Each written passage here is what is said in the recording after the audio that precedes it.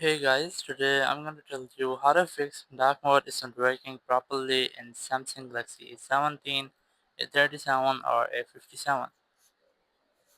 If you're using Galaxy A17, A37 or A57, you're facing the issue that your dark mode isn't working properly, so let's see some possible fixes for this. So the very first thing you can try to make a forced restart with your phone, because sometimes it might be that if your phone have any software glitch, any technical error, so your phone might be fixed with just a simple forced restart. Now before you do that, I recommend you how to go to settings here and just go to apps here, you get apps and enable this show system apps. Just go to here and just search for home. You might get one UI home, just click on it, and here just scroll down, go to storage and clear cache. Click on clear data. Once that's done, just go to your home screen.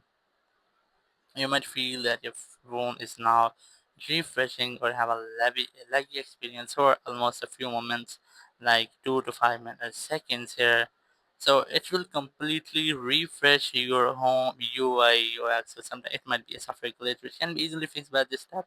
But if your issue is still not fixed, you can try to make a force restart. Now for this, you have to press and hold your volume down and your power button for almost 15 seconds. Let's try this. You have to press and hold your volume down and the power button together for almost 15 seconds here. And 15 seconds, the very first your screen goes completely black. You got a black screen, and then you will see a Samsung logo here. Once you get a Samsung logo, just release the buttons and wait for your phone until it restarts. So it will make a forced restart, which might take more or which might take longer than a usual restart. Just wait for a few seconds here, and once your phone has been restarted, your issue might have been fixed.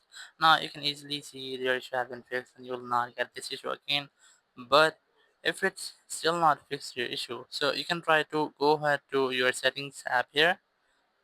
Go to settings.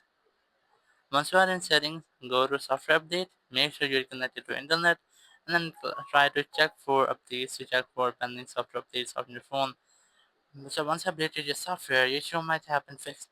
If it's still not fix your issues, there's the only way. Just go to general management here, go to reset, and just try to reset all settings from here. So basically, it will completely reset all your phone settings to default.